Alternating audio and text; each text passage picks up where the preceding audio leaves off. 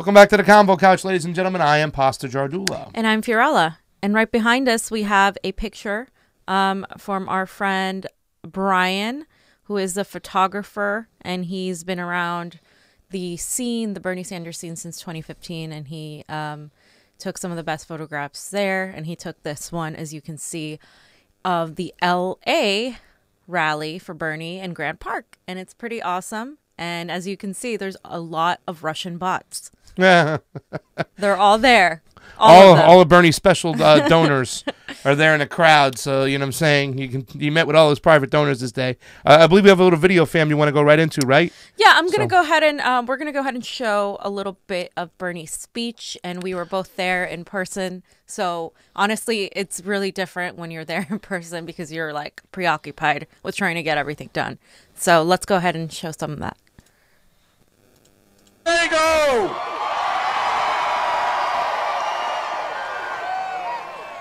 Wow, there are more people here than in the state of Vermont. Thank you. Let me begin by thanking great musicians.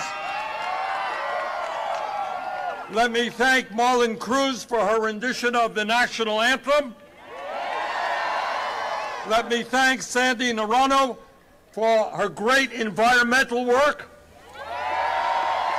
Let me thank Tom Lemon, who's standing up for workers in the trade union movement. And last but not least, let me thank Senator Nina Turner. Yo. So actually that was San Diego. I guess we got the wrong link, but it's okay because San Diego was wonderful. That was on Friday. We had a lot of friends who went to that one. And then Saturday was the rally, and we're going to show a lot of pictures that we have for Saturday and a bunch of surprises later on. So we have, first of all, this meme. CNN reported that Bernie Sanders' popularity has been plummeting. So I went ahead and made this meme with all the bottom pictures that the Bernie campaign has with San Francisco, LA, and San Diego. So just so you all know, reportedly San Francisco was the largest rally. It was 16,000 people. LA, the second, with 15,000 people, although that's still under debate. The numbers are between 15 and 20,000 still. Yeah. Because there was a lot of people across the street at City Hall that they weren't counting. And then we also have the San Diego rally, which had about 6,000 people at that one. Mm-hmm. Bernie did this Friday, Saturday, Sunday. In between this, in between what he was doing here, he was also, minute he got here, he went to talk to the union workers at the airport. Yeah. Then he also went, when he was in LA, the morning he went to talk to the Muslim community. And then after that, he went straight to the rally. And then after that, he went to San Diego. And then he had another airport meeting before he left. And he finally gets to rest. Yeah. Today. I think it was great. You know, we've been to a few Bernie Sanders rallies. Like the one on Saturday we went to in Los Angeles. And like we said, the numbers keep trickling in because across the street, they couldn't fit any more people in the Grand Park area. We were up on the press booth looking off to both sides. And it was just redonkulous. The great thing about it is, you know, with Saturday's one was like a campaign rally. So he did all the great hits. He talked about some subjects we'll probably get into a little bit later. But the Wednesday one, fam, he had this kind of energy, and it was only the second time I've seen him when he's striking, when he's doing what he loves, when he's walking the picket line with these workers. He actually jumped up on the stage before the last speaker was done to get up there and just give the energy and everything he talked about fair wages. It was so relevant to what was going on there at UCLA because even the UCLA workers, the professors, they're taking in the you-know-what, fam. Exactly. And no other presidential candidate has done that. And while he was doing this, I'm going to talk about what Kamala Harris has been doing while Bernie Sanders has been doing this. I know Beto had a few rallies where he was on top of a car because I guess that's his thing, being on top of random things. Podiums, cars, but buses, and trains. And I want to mention the fact that I got to be a head volunteer for this event, and it was really awesome because you got to see a different perspective than the media. It was kind of like seeing the entire thing in every direction possible. And there we are right there. I am right by Jane, and I'm with my family, my grassroots family. Our down there. Tim Johnson, I'm gonna Singy, Danny Garcia. There's Lauren Hamill out there. Lauren is right there. Lauren Hamill, and then we have just many people that were part of the revolution. We have Stefania was there. Carlos Marroquin. What about Shawnee Badger and Encore? Shawnee and Encore were back there. Look at them on the stage. Delegates. So delegates were given the opportunity, like Maria Estrada, to be back there holding these signs. Look at the crowd, fam. And that crowd. I mean, and these Bernie letters, by the way, Michelle Eileen, who did amazing as part of the staff for that day, and Lauren and Johnny over here worked on those letters early in the morning for we had to go to Michael's. It was a lot of work. So they came out amazing, fam. Look at the colors. Keith Anthony. Wow, you can see that throughout the whole rally. We got some great other shots too as well. I mean, what a great job. I didn't understand what was going on because pretty much, Fam mostly was a volunteer, and she was also press when she had a chance. I was able to be fortunate to be pressed and not be swamped and just have the load of work that you guys handled. I just got to say bravo to all you guys, Michelle Eileen, Lauren Hamill, you, Johnny, getting the ladders there, getting those signs up. Thank you, Nicholas James, billing for the ladders. Great job. The chair delivery, all of that stuff. Great, awesome. great job. And what did you feel? How did you feel about the rally, Pasa? Let's talk about how you felt, the energy of the crowd. How was that like? Well, I mean, the thing is kind of like, on this show, I try to be the comedy relief and whatnot stuff. I try to. You're so intense. You're so savage. I am intense. Boom. You know what I'm saying? That I felt. Let me. In this particular situation, let me go have some fun with some people because the energy was just there. Because people really have real hope. This ain't Obama hope. This is like real hope that we can make a change. So going around and talking to all these people and doing some fun Bernie trivia, it was just great. I really felt uplifted. Everybody was there, that you saw everybody. The press booth, they're not ignoring them this time, fam. That press booth, we were jammed up there, right, Johnny? We got told to walk lightly. But just amazing. And and like I said, this was all about the Beatles hits. When these particular rallies, he takes his time. He's now got the Bernie water cooler he drinks up there, and he goes boom, boom, boom, boom, boom, almost like an hour of just speaking. Like an hour and 10 minutes. Yeah. And I don't know about you, but in the beginning, I guess my job was to look for suspicious people, suspicious activity, kind of go undercover, which is what I like to do anyway.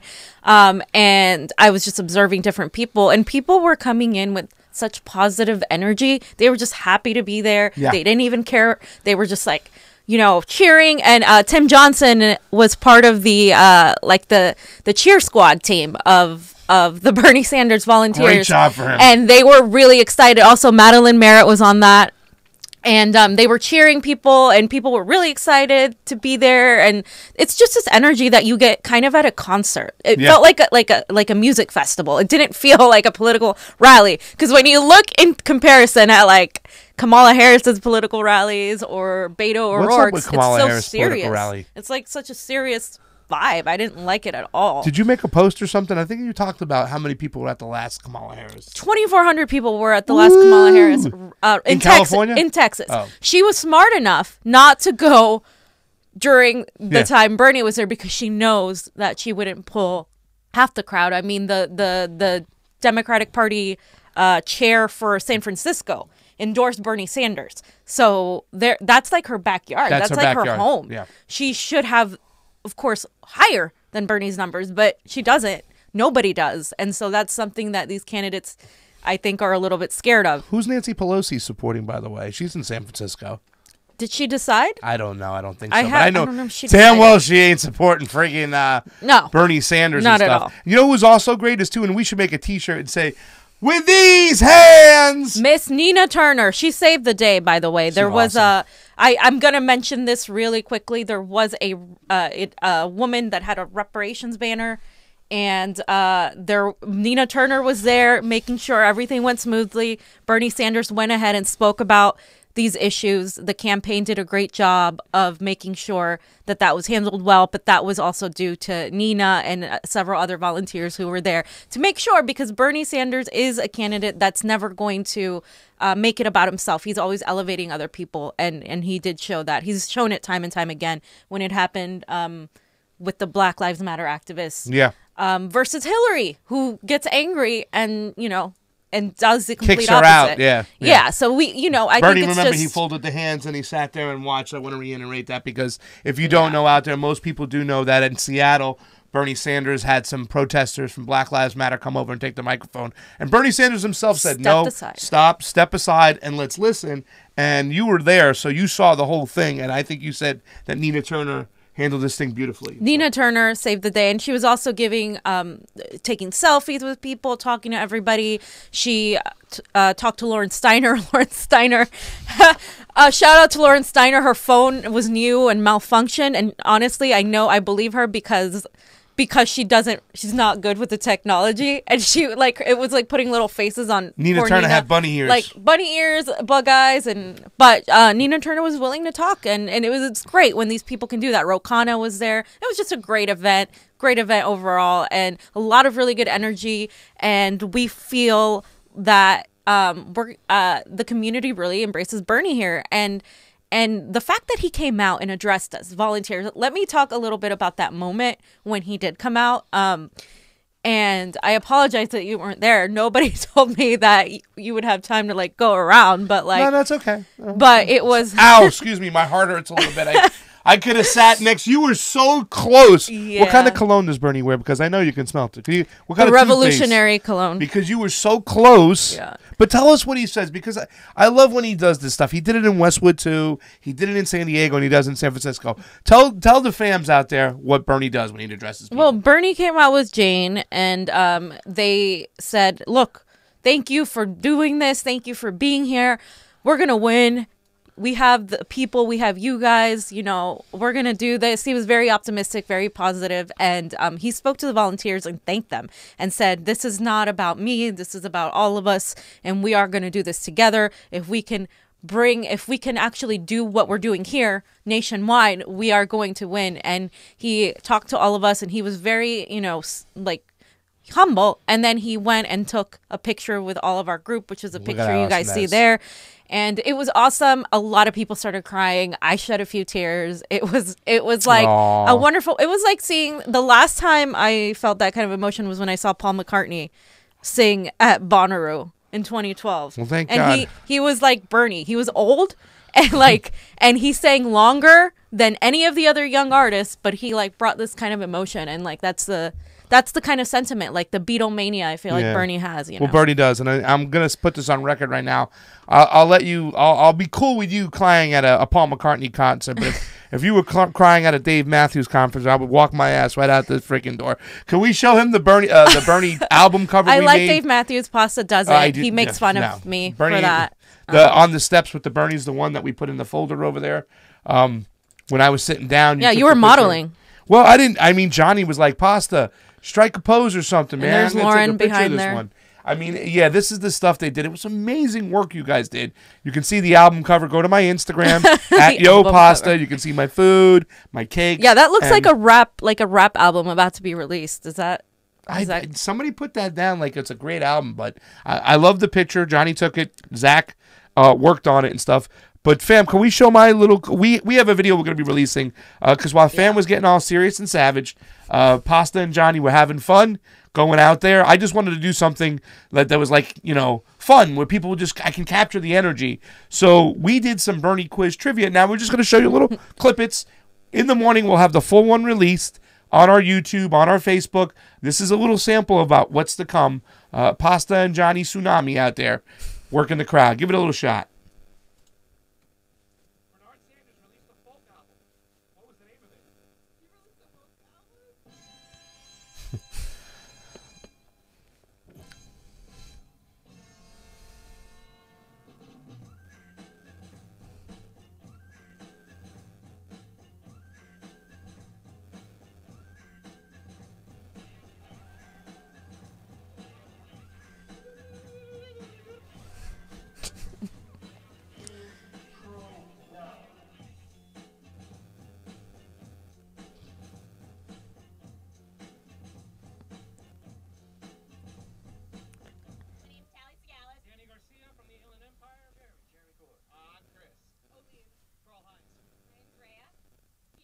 Let's get started over here. I got 10 questions. We're going to see. We're going to test. Ready? All right, Tally.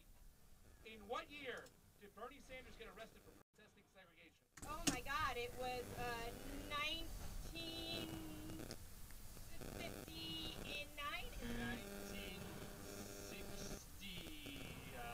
1967 in the 70s? 63. 1963 is right. Ding, ding, ding. As pertaining to policy, what is Bernie Sanders' nickname in Congress?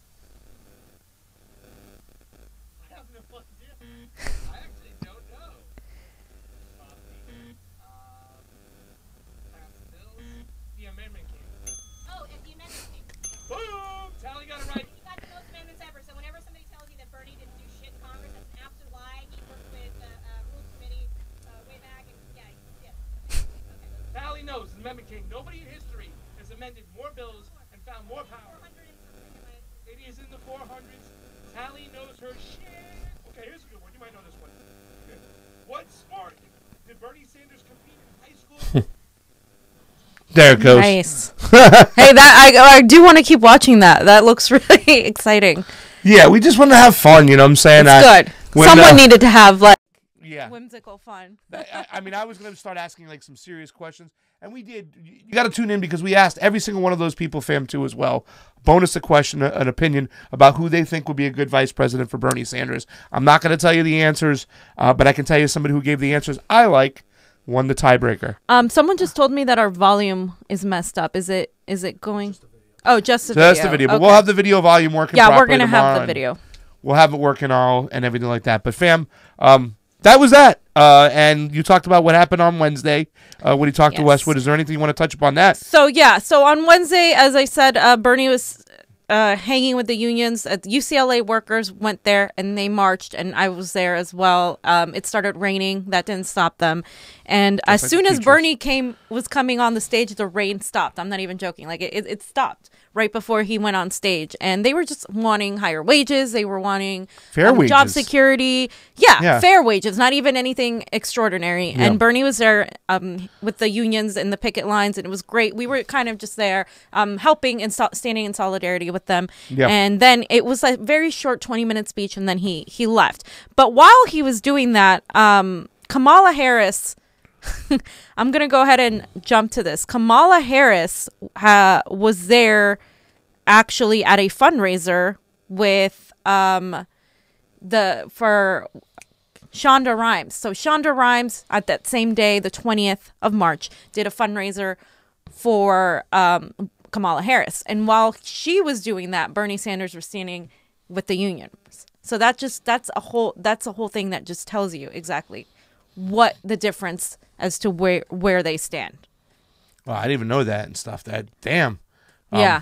And like I said, the energy on Wednesday was really good. And I worked right around the corner from there. I opened up a restaurant called Rocco's, one of my Rocco's in Westwood. And I know I've talked about with a lot of these teachers, a lot of these deans, a lot of these, they make them part-time workers, and they bring in these independent contractors is what they call. No, independent contractors in this university, especially as pertaining to UCLA, means they're just going to screw the full-time workers. Correct. And not give them the money and the benefits they deserve. And they can just do away with them. And that's what the university is doing. And like they said, and certain people, certain union leaders who spoke, and when Bernie Sanders spoke, they said the same thing. How come the guy who comes and mops and sweeps every day can't afford to make a decent living, a fair living wage, but the guy who doesn't do jack shit is collecting millions and millions of dollars off the workers down below who make sure that community, that university operates on a positive level every single friggin' day. And bonuses, like they're receiving... the CEO received like $300,000 in bonuses while these people are getting nothing. So we'll talk a little bit more about Kamala later and something else she did today. But let's go ahead and talk about the big story. Yeah. The big story, fam. You love this. Yeah, I do and it kind of did bother me. I don't want to break down Bernie's speech right now, but one of the things he did mention, and he said he got somewhat of a half cheer, and I can hear some of the progressives kind I disagree with you. I'll tell you why. Well, I mean, there are some reasons, but... when Mr. Revolution was taking an interview with KPFK after, and they were speaking to him, and I was right there, and they said, well, how do you feel about the Mueller report? And I feel the same way. I don't give a damn. I'm not going to listen to this guy. I don't care what this guy has to say. This guy lied us into war. Bernie Sanders kind of addressed it, talked about it, that it should be public. I disagree. I don't care anymore. There are some positives. I think that Donald Trump's going to have to juggle all this stuff if it does come out more bullshit to juggle. But they've already made him look like a victim. They've already kind of made him look like he was being picked on by the establishment. How much more and how further could we go with this, fam? I think making the Mueller report public, which is what Bernie started out saying, let's just make this report public.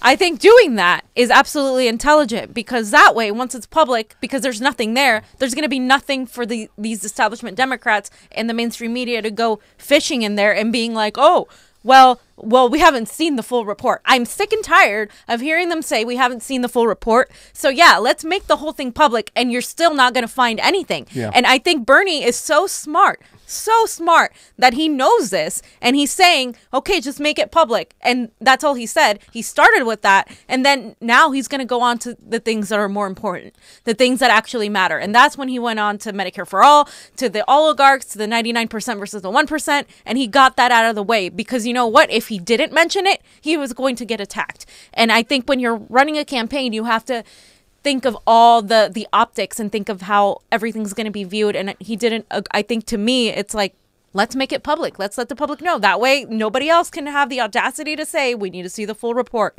And I'm with it on that. I don't agree with his previous focus on it, but I also think that was also tactical. And so, fam, after 2 years, Yes, journalists, progressives, voices of dissent, freaking Susan Sarandon, Jill Stein, all of these people have been attacked and blamed by liberals on how we're all Russian bots and Putin puppets, and how everybody, like I said, from Susan Sarandon to every single Bernie supporter, were to blame for Hillary's loss to Donald Trump. But now, and let's not mention the fact that they were lionizing war criminals, and they were lionizing the word. CIA and the FBI as if they were trustworthy people like Mueller. And Mueller was put out as a hero. All of this has come to an end because the Mueller report has shown nothing thus far, and the whole report hasn't even been released. But he's like, nope, I can't do anything. Why? I put up this Trump with his tweet when he says completely exonerated, no Russian collusion, not one single person was indicted for Russian collusion. And fam, I was going to put up a lot of stuff because I want to always talk about the irresponsibility and how irresponsible it was of the mainstream media of doing what they're doing, of kind of pushing up this Third World War III kind of rhetoric against a nuclear power. And all this whole Russiagate thing is plain and simple. It's all about American elites not wanting to share their global power with Russia and China. Hillary Clinton, Barack Obama was able to play ball.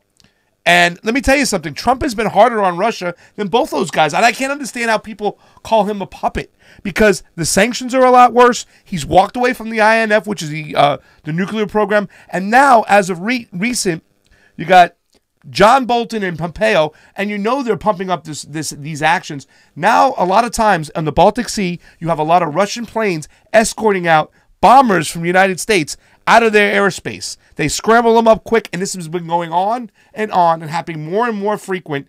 Even some warships going through the China Pass, antagonizing, being a bully, okay? And this is all Pompeo, this is all Bolton, and it's really, really bad because those bombers, fam, since we walked away from the INF, they're now going to be armed with nuclear freaking missiles. Yeah. So, I mean, it's terrible. And this is all and I tweeted about it earlier. This all started from a ploy to divert the attention away from the rigging of the primaries for Hillary Clinton. Because if you remember, after that, Seth Rick was found murdered, and then nobody knew about, nobody still knows to this day about that. Then they went on to you got that meme, yeah. Then they went on to arrest the journalist Julian Assange over the WikiLeaks, and then right after that, we're back to forgetting about the DNC. We're all paying attention to Russiagate, and it's one of those things that I think the public, it was pushed so hard that many people fell for it, even progressives. And I love it when I'm seeing people who are finally saying, hey, sorry, I was wrong. That I admit I was wrong. What I don't respect is people that are still like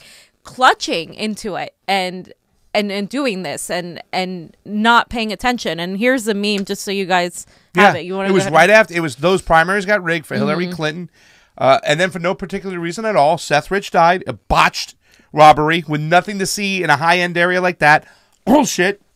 A journalist got himself charged, fled. He's hiding out in the embassy today. And thank God for Julian Assange. He's just given us nothing but the truth. And also then, just like that, everything was forgotten about the DNC primaries. And I want to thank Ray Foley for making a super chat contribution of $10. Thank you, Ray. Thank you, Ray. Is it Ray or Roy? It's Ray. Hey, say hey, Ray. But fam, I wrote you a poem. Oh, God. And because I know the quickest way to fam's heart. Because if you think that you could just come with butterflies, chocolates, and flowers for fam, you're wrong. Let me show you how it's done. Fam, I wrote this poem about what happened with the Mueller report and everything else, directed towards the media. Okay, it's all over now. I can see the tears dripping down the face of Rachel Maddow. You thought you had the president by his big lying balls, but you came up with bupkis. And now the establishment must fall. We waited for years while Mueller went nuts, but you forgot about the past lies that came out of this putz. He lied about WMDs that were supposedly in Iraq, but regardless of his lies, the Dems still wanted him back. So just like that, your tax dollars were spent. As one after the other, he fed us useless indictments. And now that Mueller has concluded his case with zero collusion, the mainstream media is still sparing their narrative, but fortunately, they're done. That didn't rhyme well. You see, people aren't listening anymore. They don't believe in your lies. We won't trust Rachel Maddow now, no matter how hard she cries. So support independent media. We're far from corrupt, and tell the mainstream media that their time is finally up. Wow. Ma'am? That was all good, except I would have said illusion after you said delusion. I know. Sorry, the writer in me he's is giving like, me well, fam, I'll I give wrote you an that A poem. minus. I want to talk about the responsibility. I mean, the responsible, the irresponsible mainstream media. But once again, it's not being irresponsible. They did this by design. Oh, absolutely. Having on these warmongers like Max Boot to MSNBC and promoting these Republicans, these neocons. And that's the thing, fam. The warmongers aren't just in the Republican Party. They're in the Democratic Party, too, as well. Absolutely. You know what I'm saying? And they were all a part of this ploy, and we need to get them out because this is dangerous. Like I said, I don't want Donald Trump putting nuclear missiles on B bombers, B-12 bombers, whatever B they are, B-16, I don't care, B-4, whatever they are. This is Russia, another nuclear superpower, and it's just because the elites don't want to give up that power and share it with Russia and China. Exactly. And just to kind of close out this segment, since we have this graphic here, since Mr. Mueller's appointment in May 2017, the team has focused on how Russian operatives sought to sway the outcome of the 2016 presidential race and whether anyone tied to the Trump campaign wittingly or unwittingly cooperated with them. While the inquiry started months earlier by the FBI, unearthed a far-ranging Russian-influenced operation, no public evidence emerged that the president or his aides illegally assisted it. So I want to say this. Trump is corrupt. Trump should be in jail. Trump is terrible. He's done awful things. And if we were to go back to the Clinton presidency or the Reagan presidency and everything else that we've experienced this whole, like in the last, 50 years, we would put these people, all of them, in jail. Obama would be in jail for NSA lying bullshit. I absolutely agree with that. Trump should be held accountable. But that doesn't mean that he colluded with Russia and it's his fault that Hillary lost the presidency. And why it's important that we acknowledge that is because we don't want them to lose this time. Because Bernie Sanders is the front runner.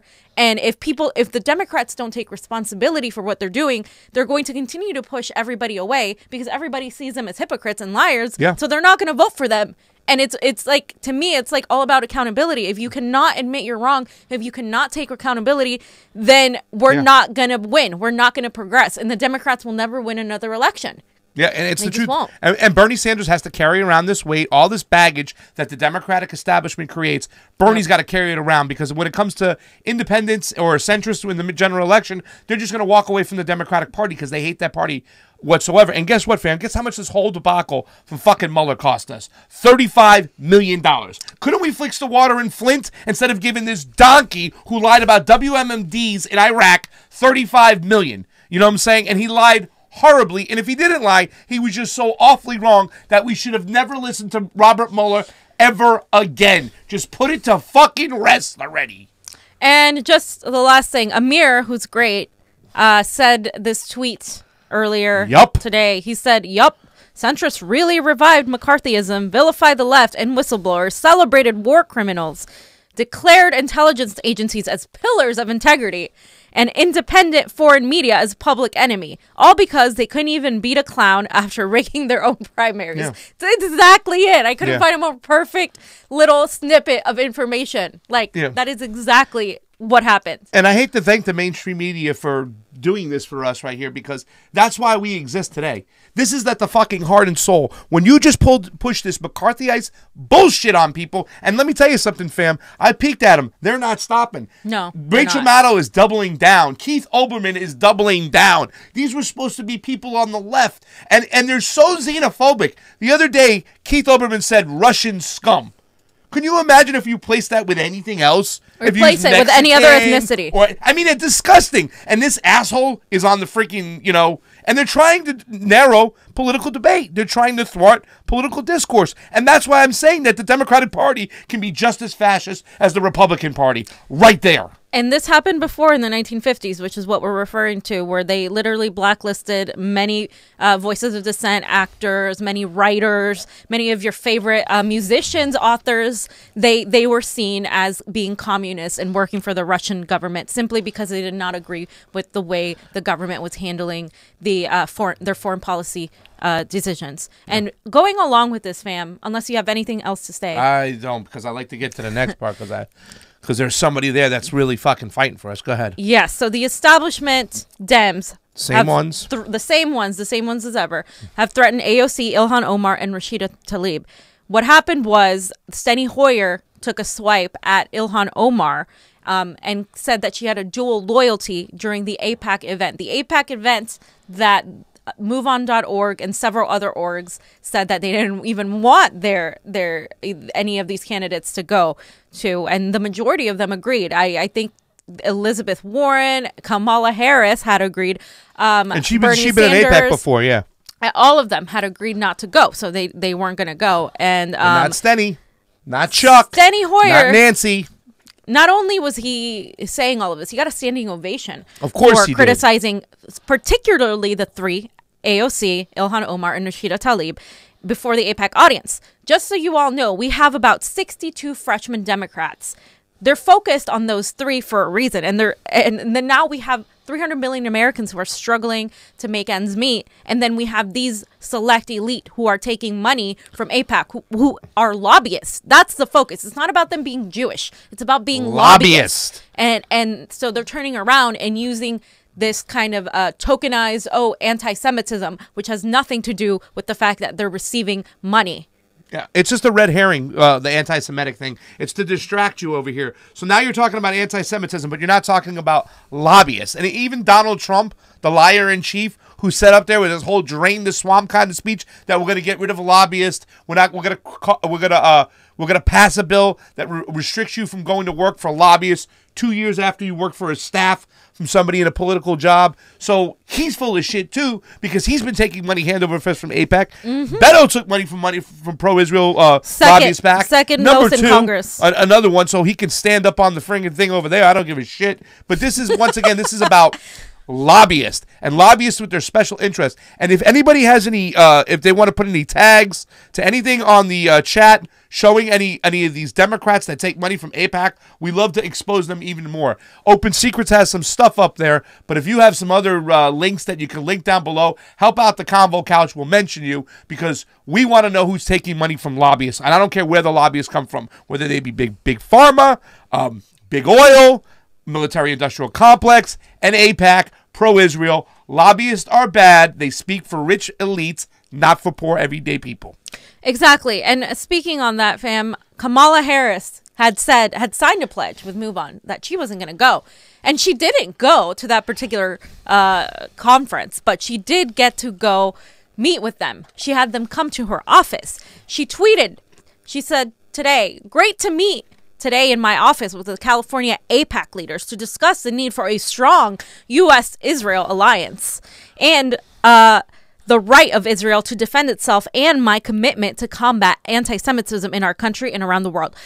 This is really dangerous. It's not only disrespectful because she totally broke her word, but it's really dangerous because they are any kind of criticism of Netanyahu's government, of Israel, of AIPAC is now seen as anti-Semitism, and she is pushing that narrative. So now the Palestinian people who've been completely ignored by our own government have literally like no defense.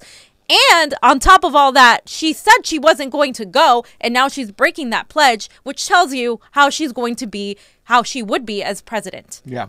How dare anybody vote for someone like that can't even keep their word, even if you disagree on the Israeli-Palestinian conflict? That is a person that doesn't commit to their word. Leave it right there. I'm going to read that real quick. I wanted to read Roy's super chat real quick because it's not fair. Love your work.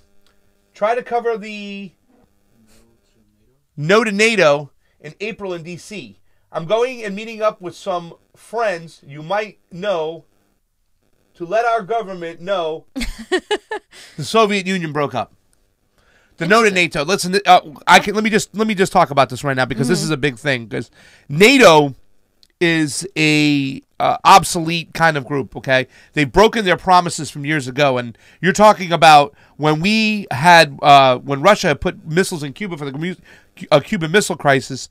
United States went apeshit crazy, and within a month there was almost threats of World War III. The Soviet Union pulled all their missiles out and took them back. Now we have all our missiles along the Baltic countries, the Baltic states, right on the border of Russia. Nuclear missiles pointed right at them. We've been creeping up and bullying and intensifying, a situation. So I mean, that's what she talks about. The No to NATO. NATO is obsolete. You know what I'm saying?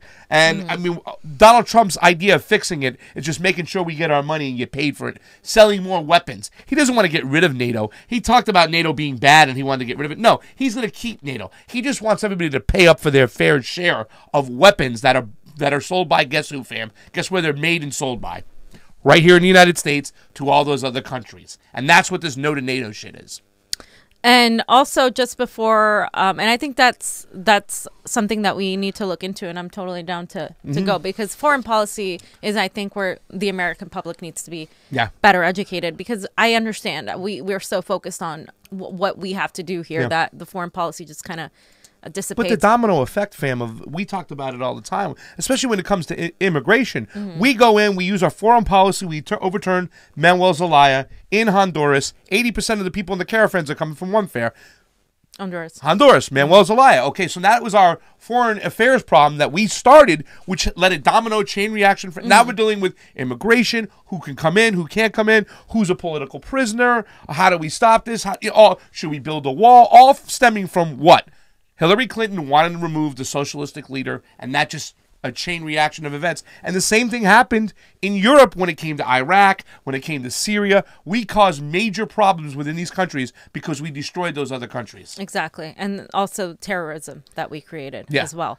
And Kamala Harris, by the way, going back to her really quickly, she did backpedal from supporting Medicare for all. That was also another big news of the day. What a surprise. She did. It's not exactly. And so apparently, reportedly, Elizabeth Warren, which is something I have to further research, because that really, I was starting to be like, oh, at least, she's trying, and all these people are backpedaling. They're not really in it. They're going to backpedal the moment they get power. Yeah. Bernie Sanders is literally the only one, besides maybe a Tulsi, who seems really committed to supporting these progressive ideals. So speaking of Bernie Sanders, while Kamala Harris has been meeting with AIPAC, Bernie Sanders, as you know, did all the rallies. He also went to the Muslim Public Affairs Council. He had the honor of speaking at the Islamic Center of Southern California. Look how awesome that is. And he was there, and he said now is the time for everybody to come together and show the world that love Look at that pic, will fam. win. Wow.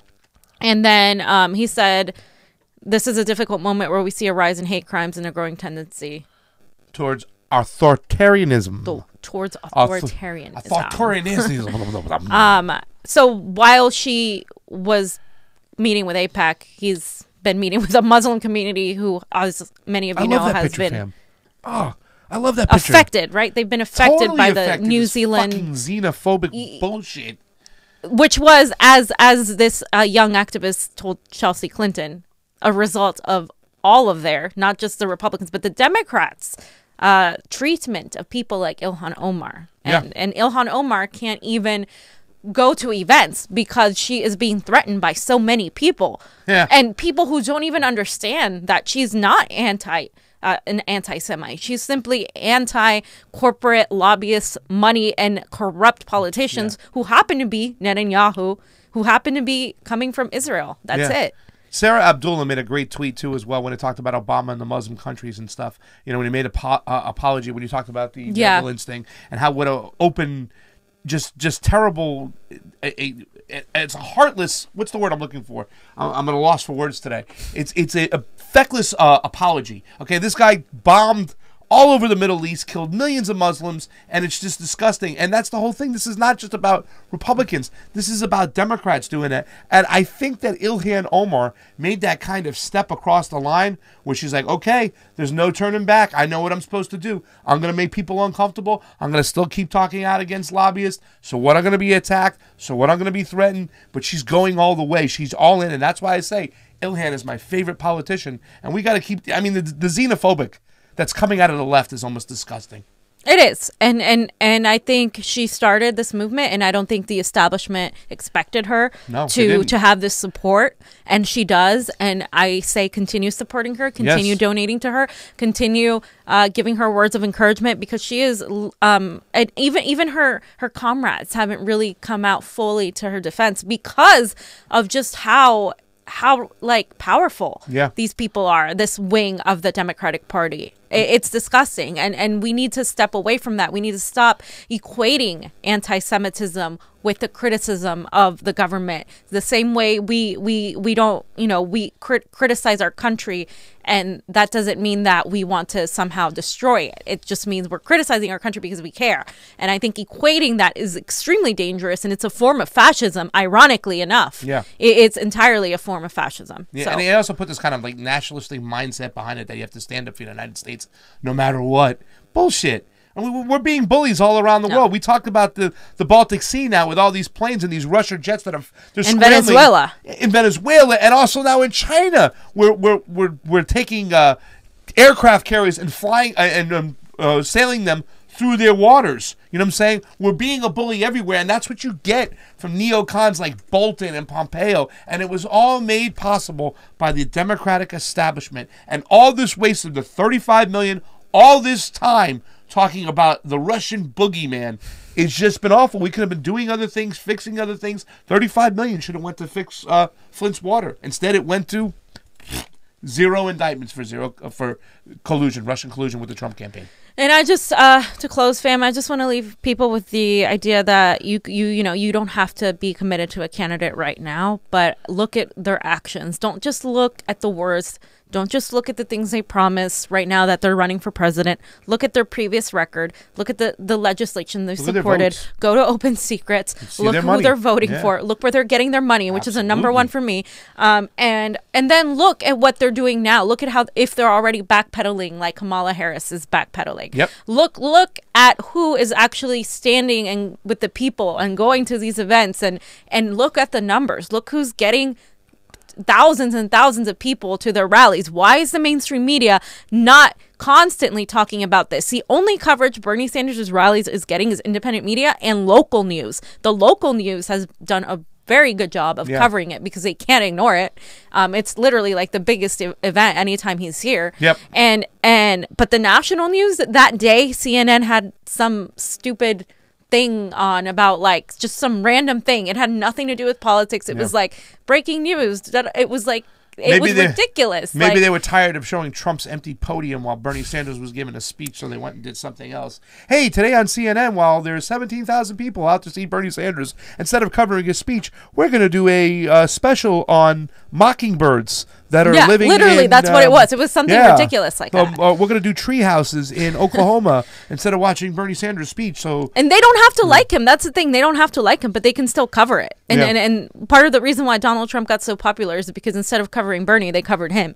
So there you go. There's another leg to blame there, and it's not coming from the progressive side. It's coming from the Democratic establishment themselves. There was a volcano that erupted in Italy tonight.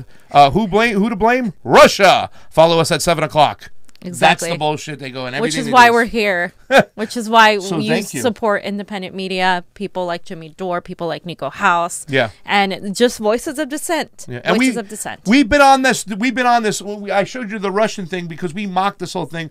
But we've been on this anti-Russia gate bullshit from the get-go. We've been with the Jimmys, the Nikos, the Caitlyn Johnsons, the people who were speaking out. And I am so disturbed by some of my friends over there at TYT, like Cenk Uygur, who won't concede to anything. Hey man, this is the time now. You better step across the line. You're either with us or against us, because that's a non-progressive move. Or Anna Kasparian. Oh please, calling Tulsi not a progressive. I mean, based on policy alone, right now in the last few years, Tulsi has been a progressive. She dropped out, the only one to drop out and endorse Bernie Sanders for president. Are you kidding me? How is she not progressive? She's part of the Sanders Institute. She's part of our revolution. She like has done interviews with Jane Sanders for the Sanders Institute. She is there, right there, with the same kind of platform. She just doesn't have the name recognition yet. Yeah. But I think in the future that might be something she can work on. Is she flawed? Yes. Is Bernie flawed? Yes. But you know what? I think they own it when they are flawed, and there's a difference. There's a growth there that you can see with candidates, and that's not the same growth that I'm seeing with the other candidates. And I think, also supporting Tulsi, as someone that I just literally spent an entire week working for the Bernie rallies. I think it's important to support progressives to get on that debate stage. Yep. Whether you give her $1, $2, whatever it is, she should be on that debate stage because we need to hear her side and her foreign policy. And she is a progressive. And I think at least give her the chance to prove it to you if you're not convinced. Do you have Cenk Uygur's tweet up there? But I will concede absolutely nothing. If we can find it, we will. And it is important. I don't care if they don't say she's a progressive. It's important. There are certain people. Bernie Sanders is going to have to pick a cabinet if he beats Donald Trump or when he beats Donald Trump. And there are certain people we want to get some aces in places. And Tulsi Gabbard is an ace. A lot of people say they want her as vice president. I personally want her as Secretary of State. But she is. I think she'd be more effective as Secretary of State. I think she'd be the best Secretary of State of my personal fucking time. Because no more war. Like, let's stop our regime change wars. Like, we want that. We don't want. And she and some that kind of experience and mentality. Like, I think it's. And look at this donkey over here. We're going to pull this up right here. Look at this up. Okay, he goes, I will concede absolutely nothing, this guy says. Right there. Okay, if the Mueller report didn't look into Trump's business ties with the Russians before the elections, and he didn't look into his secret meetings with them after the election, then this is an epic debacle that looked into the exact wrong things. Now, this whole time he was like, oh, he's a Russian this, Russian that. He can't even concede that he was friggin' wrong. And you call yourself progressive media? You want to push this Cold War rhetoric with Russia, who's done nothing because they posted up some friggin' memes? Hey, Donald Jr. didn't get arrested. Kushner didn't get arrested. If they had the goods, if they had the evidence, they would be behind the bars. They would be behind bars. Hillary Clinton lost this election because she was god-awful. It had nothing to do with the Russians. It's time. Are the Russians in the room with you right now, Cenk? They're here right now. Johnny's a Russian. Okay, Ronnie's a Russian bot. I mean, and to see this from Cenk, it was quite surprising because I knew Rachel Maddow would be there. I knew Keith Olbermann would be there. Bill Maher. All these donkeys would be there, but I expected a guy like Cenk. I expected a person like Anna to step up and do the right things. And you know what they're doing right now? Thank you. We're looking for checks out there, ladies. We want to make it big over here at the CONVO Couch because you need real independent media. Just not checks from Putin or Soros. Those get sent back. Send a check. But that's what they're going to say. We're getting money from Putin. It's Putin. Yeah. Anyways, that's going to wrap it up. Fam's got to go out. I got to go do some stuff and clean the kitchen. I am Craig Pasta Jardula. And I'm Fiorella. We'll see you guys next time. Thank you so much. Give us a convo Convo out, fam. That's your line. I'm not Jeez. going to step on it anymore.